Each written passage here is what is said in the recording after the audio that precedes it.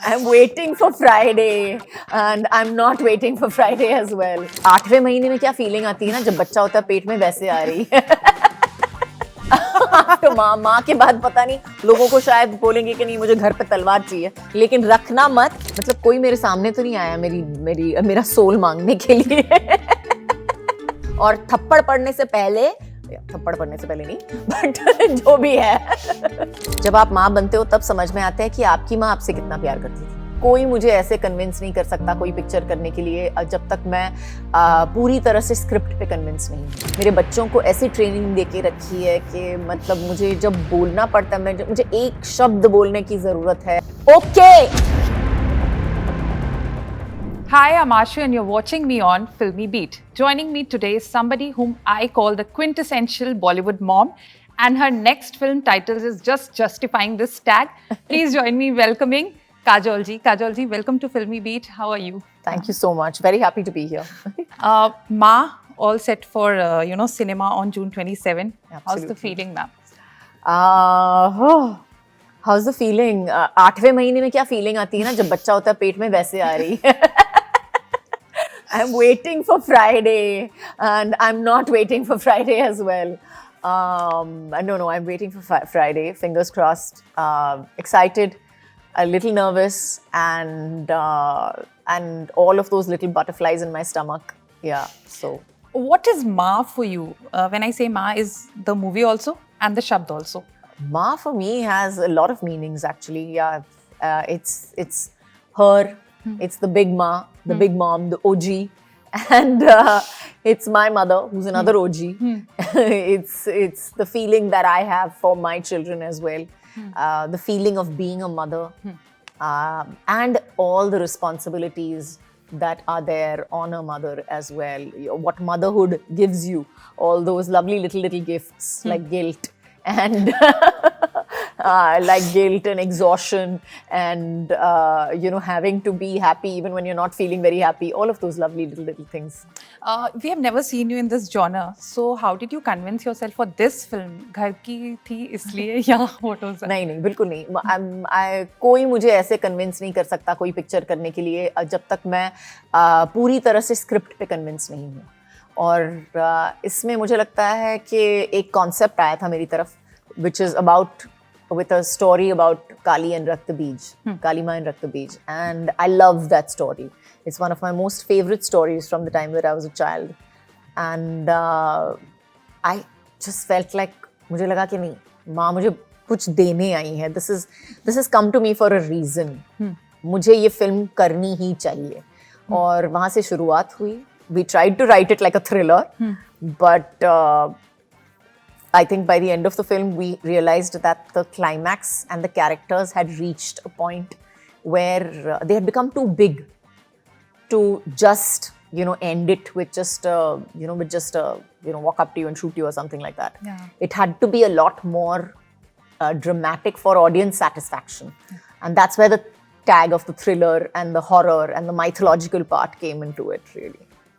आपने माँ काली का नाम लिया और आप कई बार कह चुकी हैं कि आप बहुत बड़ी भक्त हैं माँ काली की. So was it since the beginning या spirituality की तरफ कैसे आई? From the beginning. My mom had explained God to me very nicely actually when I was a child, which really stayed with me. So she told me that God loves you like I do. तो अगर आप अपनी माँ से माफ़ी मांग सकते हो, खाना मांग सकते हो, और प्यार मांगने की आपको ज़रूरत नहीं है, क्योंकि आपकी माँ हमेशा आपको प्यार करती है और आपके पीछे खड़ी है. आप हाथ है आपके सर पे, हाथ है आपके पीठ पे हमेशा. और वो जो एक्सप्लेनेशन है वो हमेशा मेरी ज़िंदगी में मैंने हमेशा यही सोचा है माँ के बारे में कि मेरे सर पे भगवान का हाथ है, मेरे सर पे मेरी पीठ पीछे खड़ी है और मुझे हर दम हर वक्त मुझे सपोर्ट कर रही है हर चीज़ में. You have played a lot of times Ma on screen, different roles, different kinds of moms actually. Absolutely. So will it be safe to say this was the most challenging so far? Yes, it would be safe to say. It would not actually. There's a lot of other, like I remember for Salaam Venki was another huge film for me, emotionally speaking, really difficult for me to do. But yes, I think Ma is one of the most physically demanding, and it's been a huge learning experience for me. It's been a very huge learning experience for me. Ma'am film का title माँ है, जी। असल ज़िंदगी में भी आप माँ हैं, अभिनेत्री होने के साथ साथ पत्नी हैं। इस इंडस्ट्री में कितना चैलेंजिंग होता है? मुझे लगता है कि हर चीज़ में ये चैलेंज जो है, मुझे लगता है हर औरत फेस करती है। जहाँ पे भी अगर आप काम करने की कोशिश करो, माँ बनने की कोशिश करो और अच्छी बीवी भी बनने की कोशिश करो, I think it's a combination that nearly every woman faces everywhere. Some people are well known and some people are not. Yes. But I think that's something that is pretty much every woman's kitty. जो है kitty में same 3 चीजें होती ही होती है. तो What's your special power as माँ in real life? हर माँ के पास एक स्पेशल पावर होती है. हर माँ के पास एक स्पेशल पावर होती है. मुझे लगता है कि मेरी सुपर पावर है मेरी आवाज़ में. मैंने अपने बच्चों को बहुत डराया, इतना मतलब मेरे बच्चों को ऐसी ट्रेनिंग देके रखी है कि मतलब मुझे जब बोलना पड़ता है, मुझे एक शब्द बोलने की ज़रूरत है और ये मेरी सुपर पावर है कि मैं एक शब्द में 40 चीज़ें बोल सकती हूँ. ओके, सो एक शब्द में समझ जाते हैं कि तुम्हारी गलती क्या है, तुम्हें क्या करना है उसके बाद. और थप्पड़ पड़ने से पहले नहीं, बट जो भी है अभी तो बहुत बड़े हो गए हैं, बट अब डरते हैं आपसे? हाँ, अभी भी डरते हैं आपसे? थोड़ा सा तो है और थोड़ा सा हमेशा रहेगा. आई थिंक मैं भी अपनी माँ से अभी तक भी डरती हूँ. तो मैम कई बार हम लोग सुनते हैं, अपनी मम्मी से भी सुनते हैं, माँ बनोगी तब समझ में आएगा. वो क्या चीज़ होती है जो मतलब एक जो चेंज हुआ, जो आपने भी रियलाइज किया माँ बनने के बाद? आई थिंक जब माँ बनोगी समझ में आओगे तब बोलते हैं, क्योंकि जब आप माँ बनते हो तब समझ में आता है कि आपकी माँ आपसे कितना प्यार करती थी. वो एक इतनी बड़ी बात होती है, वो आपको कभी समझ में नहीं आती जब तक आप माँ नहीं बनते. आपको कभी समझ में नहीं आएगा कि आपकी माँ आपसे कितना प्यार करती है और क्या कुछ उसने त्याग दिया है आपके लिए, क्या कुछ किया है आपके लिए. And the way she has all the things that she has sacrificed, her ego, everything, just to be your mother. So it's a big deal, and you will not understand it till you have children of your own. Absolutely.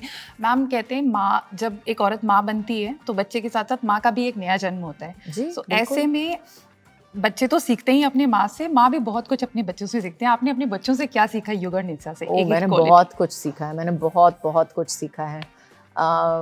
एक बहुत बड़ी बात तो बच्चे सिखाते हैं आपको patience. आपको तो पेशेंस रखना पड़ता है, हर चीज में आपको पेशेंस रखना पड़ता है. मतलब हंस के दांत चबा के आपको पेशेंस रखना पड़ता है. तो वो एक बहुत बड़ी बात सिखाई मुझे. और युग ने मुझे बहुत कुछ सिखाया कि 2 बच्चे एक साथ एक ही घर में रहते हैं लेकिन अलग हो सकते हैं और बहुत अलग हैं. मेरे दोनों बच्चे बहुत अलग हैं एक दूसरे से और दोनों सही हैं अपनी अपनी ज़िंदगी में. तो अगर आप उनको देख लो और आप somewhere down the line when you look at them and you say that okay ठीक है, ये 2 इतने अलग हो सकते हैं, तो दुनिया में बहुत लोग हैं. It gives you a different viewpoint on everybody in the world, that they may be different from you, but different is not necessarily bad. In one of the interviews आपने कहा है that you would sell your soul for your kids.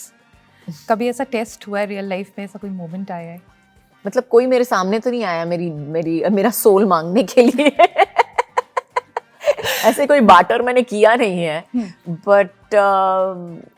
But या कहीं ना कहीं जिस तरह से अंबिका अपने आप बच्चे को डिफेंड करती है, द स्टबर्ननेस एंड द जिद with which she defends herself is pretty much how any mother would defend their child. So it's a basic instinct. I'm not doing anything very great and fantastic by loving my children. Any similar, like what's the most similar thing between Amrita and Kajol in real life? Between Ambika and me, well, it's not my hair. It is, I think her absolute stubborn faith. I think that is what I would call it. It's a stubborn faith. It's an against all odds faith that whatever happens, Ma will come through for me and I will come through for my child as well. Yeah. Last year की one of the most successful films was शैतान, और अब माँ की entry हो रही है शैतान यूनिवर्स में. आपके घर की फिल्म थी, Ajay sir was in that film. कोई टिप्स वगैरह लिया उन्होंने आपने उनसे इस फिल्म के लिए? उन्होंने मेरे से ली. देखो गलती में सब सच निकल गया आपका. आप क्या पूछना चाहती थी और क्या निकल गया. हाँ, बट व्हाट आप सच बताइए. नहीं मैंने कोई टिप्स नहीं लिए उनसे, लेकिन एक हॉरर फिल्म का एक जो मैंने रियलाइज नहीं किया था उस वक्त कि हॉरर फिल्म का एक पिच होता है और वो पिच रेगुलर फिल्म से पूरी तरह से अलग होता है. हम जो एक्टर्स हैं हम सोचते हैं कि ये सीन ऐसे प्ले करना चाहिए, but that's not the way the director, because the director will always see it in a certain way. He will see the whole picture, always. You as an actor will see it from an actor's point of view, that what you should and shouldn't do. Yeah. So I think Vishal and me had these long conversations about, no, the pitch is not correct. And I was like, are you sure? Don't you think मैं थोड़ी overacting कर रही हूँ? It's like, no, you're absolutely bang on. Don't worry about it. You have to keep this intense pitch in the film because this is what the audience is expecting from you. Yeah, and he has also directed few scenes. No, he's not. Ajay sir hasn't? Okay. So how he was as a producer? Oh, he's a wonderful producer. He has worked very hard on the VFX because as we know, VFX is a different system of operating completely. And he has definitely worked on the music as well. So yes, and of course the promotional marketing plan, etc. So yeah, कितने interviews मुझे करने हैं decide किया है उन्होंने. Yes, thank you for this interview. Also, rarely these days Delhi में तो interviews are happening, but you're going out and about this. So thank you for that, ma'am. Thank you. You are the queen for all us 90s kids, और मुझे जब भी ये interview का मौका मिलना था मैंने सोचा था आपसे तो ये मैं ज़रूर पूछूंगी. 27 years हो गए मैम, कुछ होता है फिल्म को. What is प्यार? अब आपके लिए प्यार क्या है? Is it still दोस्ती? And what is प्यार for you? प्यार मुझे लगता है एक it's like I've read it in a book actually that it's like a really slow burning candle rather than a huge big bonfire, and that's really true love that stays like burning softly throughout time. And I have to also ask about that sporty headband that you sported in the film. हम लोग, because I'm from a small town, we used to call it a kajol band. हम shop पे जाते थे, kajol band दे दो, and I had all colors of kajol band. Wow. And it was so popular that I come from a convent school. बाद में हमारे school में ban कर दिया, कोई kajol band पहन के नहीं आएगा. But my question is that did you expect something so simple would become a trendsetter at that time when there was no Instagram, there was no social media, or Do you remember anything जब first time वो look create किया था, आप set पर आई थी? How was? Actually हम लोगों ने वो look create किया था क्योंकि वो wig मेरे सर पे ठीक से बैठ नहीं रही थी. Okay. वो actually गलती थी जो बहुत इतना बड़ा trend बन गई. और उस वक्त की जो कुछ होता है कि साड़ी भी थी, मुझे लगता है, मुझे याद है कि वो शिफॉन साड़ियाँ with the lace and whatever वो भी बिकनी शुरू हो गई थी बाहर.